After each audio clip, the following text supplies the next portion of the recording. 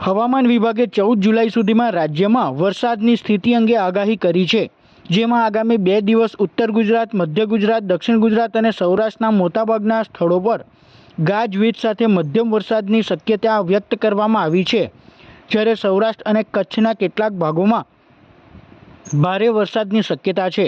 દક્ષિણ ગુજરાતમાં આજે અતિભારે વરસાદની શક્યતા છે.